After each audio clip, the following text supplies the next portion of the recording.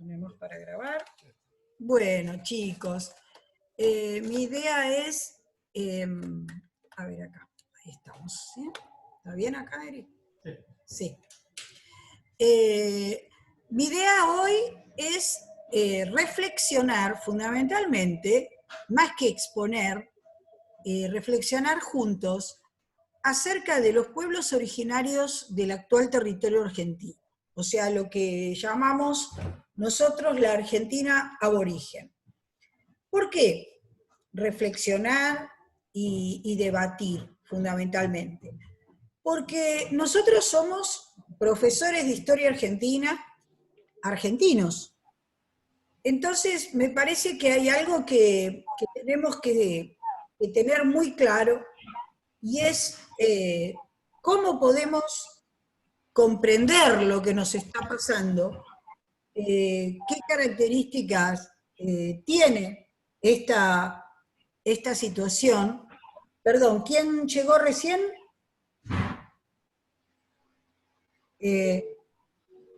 Recién admití alguno. ¿Me dicen el nombre así? ¿Puede ser? Sí, alguien admití, por eso no sé si quedó afuera o se admitió. Bueno, yo me iba a decir. Les decía entonces que la idea es fundamentalmente tener claro que nos tenemos que ocupar de los pueblos originarios, porque es nuestro pueblo. O sea, no son otros, no se terminaron con la conquista, hoy siguen. Entonces, bueno, vamos a hacer un poquito un análisis de todos ellos y bueno, vamos a pensarlos hoy, ¿no? ¿Qué está pasando con ellos hoy? ¿Y qué lugar tenemos nosotros como profesores de historia? Y en algún momento, a lo mejor cualquiera de ustedes como historiadores, para poder comprender lo que pasa con estos pueblos.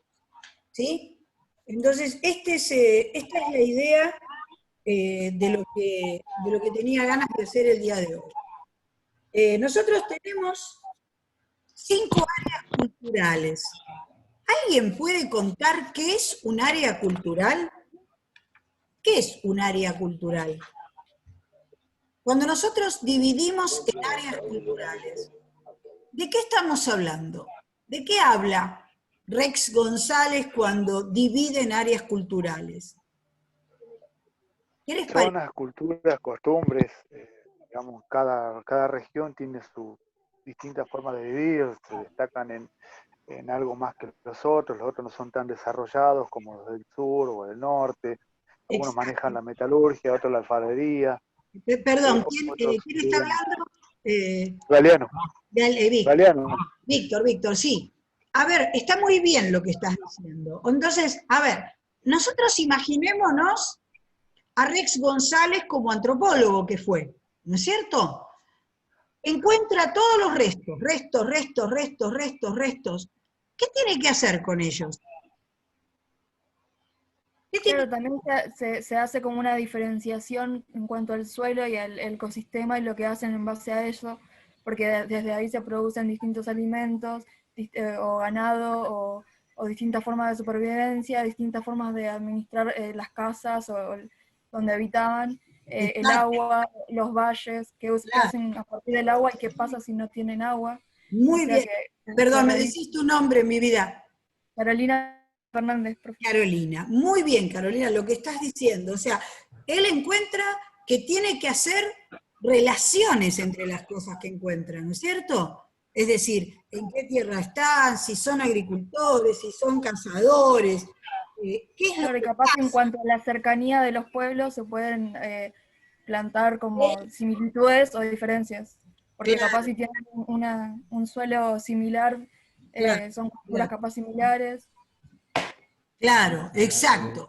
Entonces, fundamentalmente, lo primero que tiene que hacer es ordenar, organizar. Entonces toma áreas geográficas, en principio.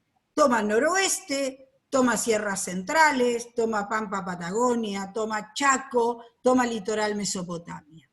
¿Verdad? Toma divisiones de alguna manera, delimitaciones geográficas. Delimitaciones geográficas, ¿sí?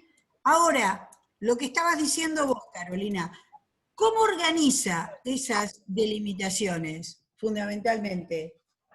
¿Cómo las organiza? ¿A través de qué? De la geografía. Claro, de la geografía y de rasgos, dijimos, áreas que... Cultural. Áreas culturales, rasgos culturales. Exactamente, es decir, elementos culturales que de alguna manera permiten comprender a ese pueblo que ha vivido en ese lugar. Porque imagínense que no tenemos nada de esos pueblos. No tenemos lengua, no tenemos absolutamente nada, no sabemos cómo eran, qué hacían. Entonces, ¿qué tenemos nada más? ¿Qué nos quedó de ese pueblo? Sus restos. Restos. Muy bien, sus restos. ¿Sí? Muy bien. Y entonces... Profe. Sí. Yo entiendo por lo que dijo el autor, que fue como una conclusión de las adaptaciones y dependencias que tuvieron los pueblos en relación a la zona geográfica, ¿no? Claro, claro, exacto. Es decir, lo que él encuentra, ¿quién es que hablaba, chicos? Díganme el nombre. Sergio Martínez. Sergio. Lo que él encuentra, Sergio, fundamentalmente, es una relación entre la vida de ese pueblo y la situación geográfica, es decir, Claro. lo que ocurre. Y eso, ¿se acuerdan cuando nosotros estudiábamos, lo estudiamos con la profesora Contreras, que hablábamos de la trialéctica, que decíamos que había una relación entre la espacialidad, la socialidad, o sea, cómo era esa sociedad, y la historicidad? ¿Qué les pasó? ¿Qué experiencia histórica tuvieron? Ustedes, de todas las áreas que analizaron, ¿encontraron esa relación? ¿Qué les parece? Sí, sobre todo en el comercio, en las relaciones que se hacen por las cercanías o las cosas de una cultura que se encuentran en otra años después. Claro, claro, exactamente. O sea, todos los elementos culturales que él va a encontrar, los restos, porque él lo único que tiene son restos, ¿sí? Sí. No tiene relatos, muy poco de relatos. Los pocos relatos que tenemos son los de los conquistadores españoles, que son relatos muy sesgados, muy subjetivos, porque no van a decir, mirá qué bien, qué Qué buena... bien que peleaban, claro. Claro, qué bien que trabajaban. Aparte, muchos las crónicas se confunden, agrupan dos culturas por estar en la misma zona, pero eran diferentes. Exacto, exacto, muy bien. ¿Quién habló? Decime tu nombre. Natalia. Natalia. que... Muy bien, muy bien. Entonces, ¿saben por qué les cuento esto o relacionamos un poquito esto? Para que ustedes se imaginen el trabajo que implica hacer todo este análisis. Porque después lo leemos en un librito y lo aprendemos. Bueno, noroeste, sierras centrales, decimos, los noroestes serán agroalfareros, con todo lo que queremos. Pero ¿se imaginan la maraña de restos? La maraña de restos que están borrados por los mismos digamos, por la misma sociedad del país que nunca se ocupó de la arqueología. Ustedes saben que los antigüeros se roban restos, roban, por ejemplo, vasijas y las venden. Pero una vasija en una vitrina no sirve más, porque si yo la saqué del lugar, ya no sé si era de ese lugar, si había sido obra del comercio, si la había vendido otro pueblo. Entonces, el antropólogo tiene un trabajo junto con el arqueólogo, con los historiadores, con la gente que hace física radioactiva, que es el carbono 14, es decir, infinidad de disciplinas que están auxiliando para poder armar un relato histórico de estos pueblos. ¿Sí? Entonces, cuando él utiliza la categoría de análisis de área cultural, está haciendo una reorganización geográfica de pueblos en los cuales encuentra como elemento que los une la cultura, o sea, como dijimos nosotros, la trama de significados, porque seguramente esa trama de significados han dado lugar a todos los restos que ellos encuentran. ¿Queda claro esto que estoy diciendo? Sí. Sí, profe. Chicos, Sí, ¿todos profe. entendieron bien lo que es un área? Sí, sí, Bueno, sí, se entendió. esto Sí, es profe. muy importante, ¿eh? Es muy importante porque justamente es el abordaje que le vamos a dar. Bueno, muy bien. No, bueno, ¿quién quiere empezar a contar un poquito su área? ¿Con cuál empezamos? Cuéntenme ustedes. ¿Quién quiere empezar? Hola, profe, ¿podemos empezar nosotros? Bueno, Anabel, ustedes tienen sierras centrales, ¿no es cierto? Sí, así es. Sí, muy bien. Bueno, dale, comiencen. Los escuchamos. ¿Dónde están las sierras centrales? ¿Dónde las podemos ubicar? En San Luis y en Córdoba. Muy bien. Ahí ya tenemos una definición geográfica y un ambiente determinado, ¿no es cierto? Estamos hablando de sierras. Bien, dale, los escucho. Los escuchamos todos. Bueno, es una de las... yo con mi compañero nos dividimos porque son dos culturas, los comechingones y los sinavirones. Sanavirones. Exacto. Bueno, yo voy a hablar un poco de los comechingones y mi compañero de los sanavirones. ¿Está Dale, bien? dale, sí, mi amor. Bueno, voy a arrancar hablando de las crónicas, lo que saqué del Res González, del texto. Muy bien. Porque leí los dos textos y bueno, habían cosas en común. Che, ay, perdón, mis hijos. No hay Habían problema. cosas en común. Ya sabemos. Ay, disculpe. Ningún problema. Bueno, habían cosas en común y cosas que encontré que resaltaban de uno y de otro. Bien. ¿No? Bueno, por ejemplo, de Res González, saqué que, bueno, los comechingones... ¡Ey! ¡Basta! Son una etnia de las sierras del oeste de la provincia de Córdoba y están organizados en dos parcialidades, los etnia al norte y los camiare al sur. Eso saqué de Res González. Y del otro texto también saqué que así se llamaban las lenguas que tenían ellos. Exacto. Martín Sarasola. Muy bien. Las lenguas de ellos se llamaban así también, aunque tenían distintas lenguas, ¿no? También. Bueno, después los primeros cronistas hablan de que era gente barbuda, que eso era lo que le llamaba la atención a los españoles. Después que utilizaban el regadío artificial, que bueno, eso lo voy a hablar más adelante, que también se sigue usando hoy en día, lo siguen usando los pueblos que están en la actualidad. Claro. Sí, muy bien. Bueno, sí. Bien. Porque sí, eso es muy importante, porque lo importante... Sí, mi amor, seguí. Sí, bueno, que eso era lo que ellos lo más importante que ellos tenían, el agua y el suelo, ¿no es cierto?, donde cosechaban. Exacto. Ellos hacían el maíz, el poroto, el zapallo.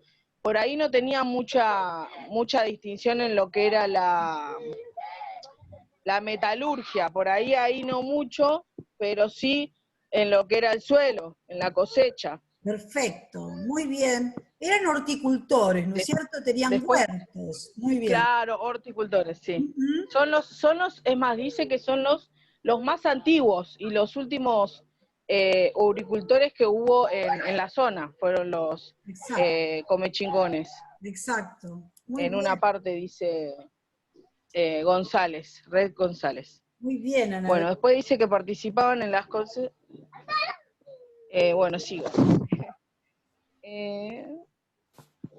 Bueno, criaban llamas y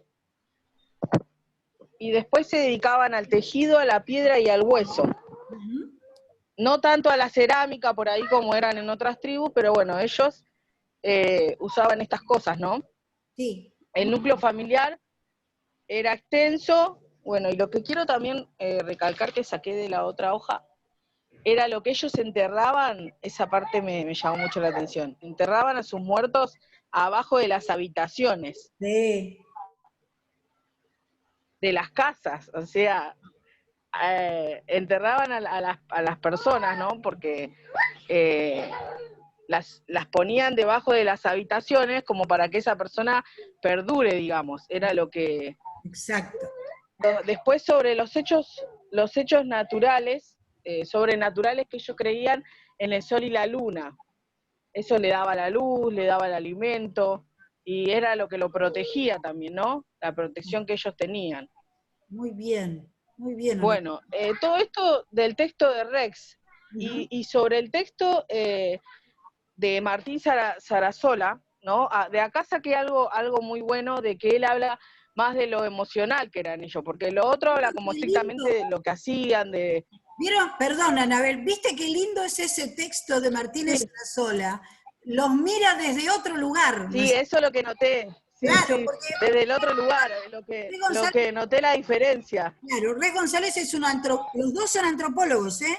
Pero Res González es como mucho más descriptivo, ¿no es cierto? En cambio, él... Claro, más estricto, claro. sí. Y hay otro libro que yo le subí de Martínez Sarasola, que se llama Desagrada y en Celebración, que es hermosísimo también. Creo que yo se los he subido.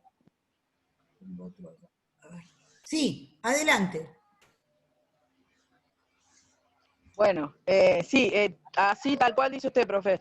Es lo que yo marqué la diferencia. Bueno, este señor Martín habla de ponerle de que ellos eran guerreros, Claro. que iban con mucha predisposición a la guerra. Claro. Se pintaban las caras, usaban colores como el negro y el rojo, mitad negro, mitad rojo. Después de que eran personas que les gustaba cantar, bailar, muy alegres, trabajaban todo el día y a pesar de la caminata y todo, también durante la noche, gran parte de la noche bailaban y festejaban, eran muy jodones, o sea, les gustaba hacer chistes, bromas, se reían de los españoles, los burlaban. Bien, muy bien, muy bien. Es algo muy rico que pude rescatar del texto ese. Hermoso. Que habla de...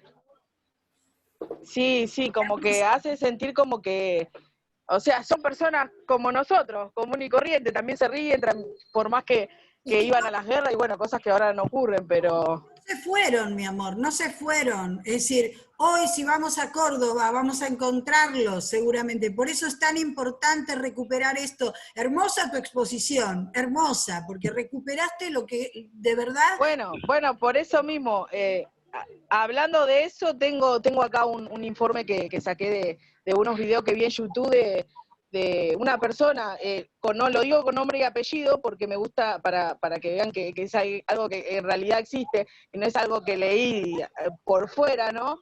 Se llama Aldo Gómez, es un cacique come chingón que está en Córdoba. Perdón, Anabel, si se corta nos volvemos a conectar, chicos, ¿eh?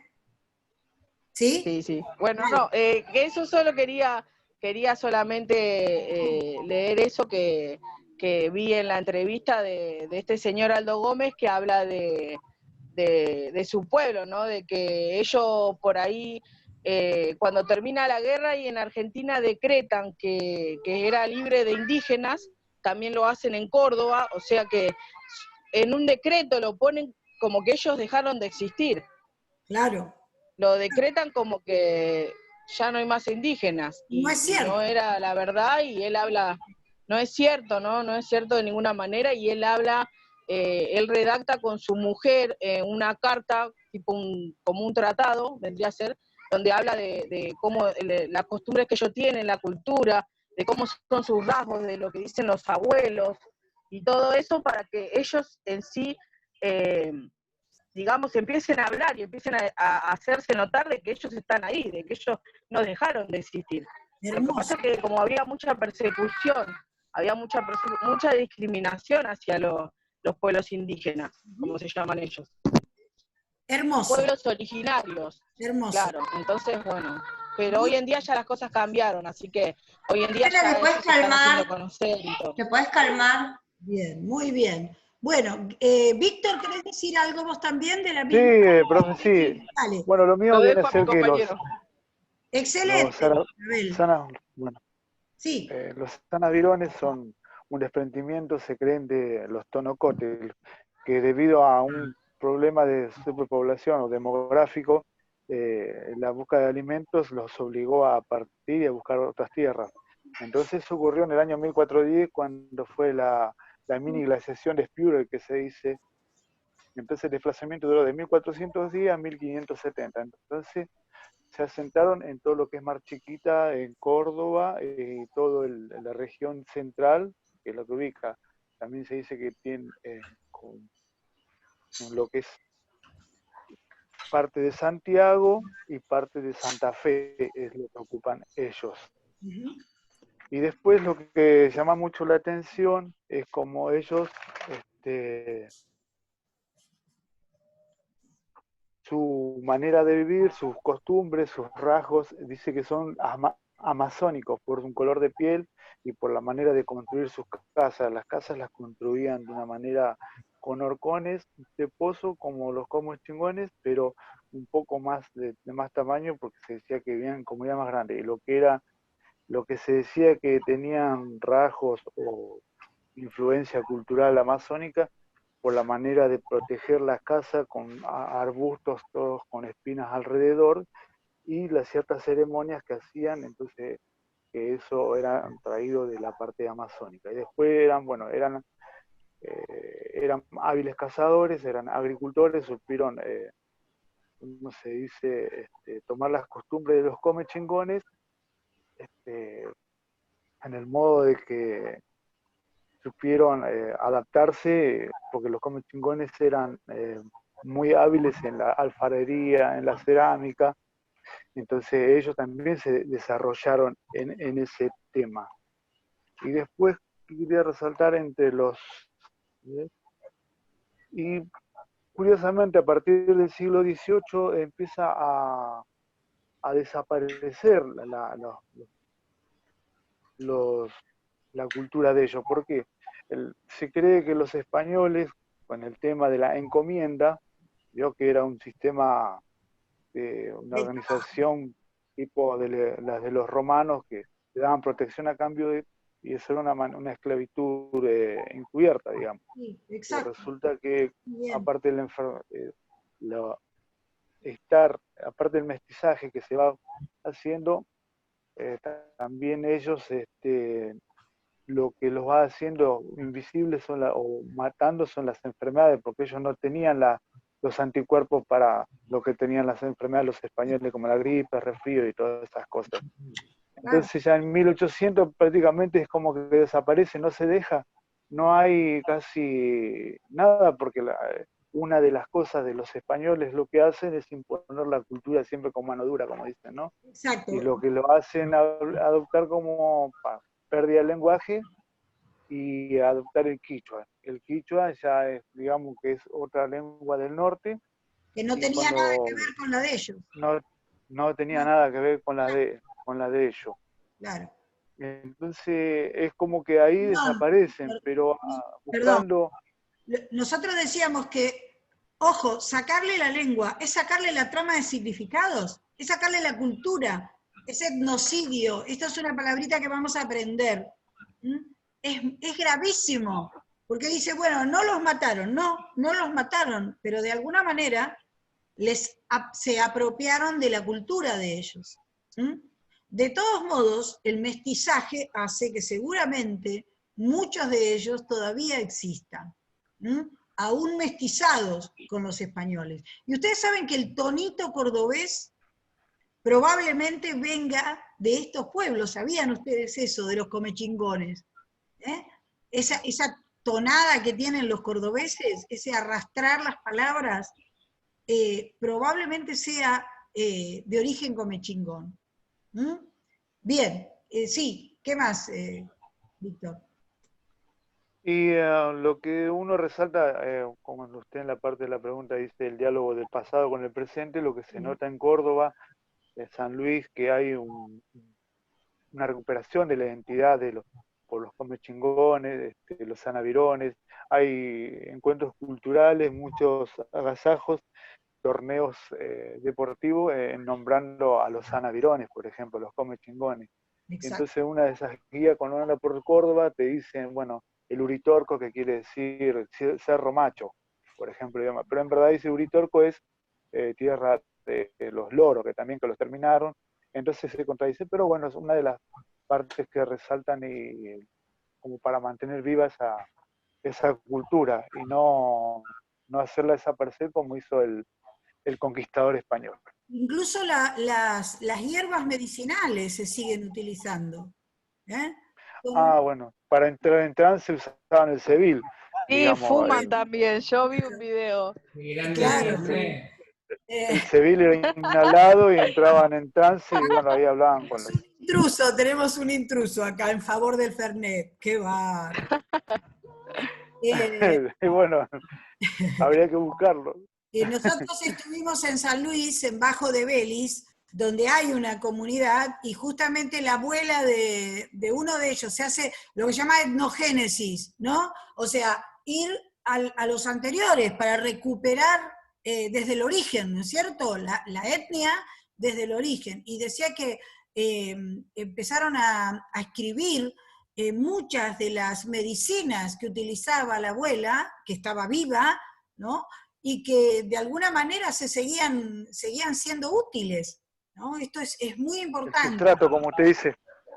¿Cómo? El sustrato, como te dice, profe. Claro, muy bien, perfecto. Bueno, excelente, chicos, excelente. Nos vamos a volver a conectar. Si quiere seguir Noroeste, ¿les parece bien? Sí. ¿El grupo 1? Bueno, entonces si quieren, nos volvemos a conectar, porque nos queda creo que un minuto, ¿no? Menos de un minuto. Cortamos, nos volvemos a conectar y empieza Noroeste. ¿Les parece bien? Ok. Sí, perfecto. Es igual después vienen los 40 minutos. Sí, sí.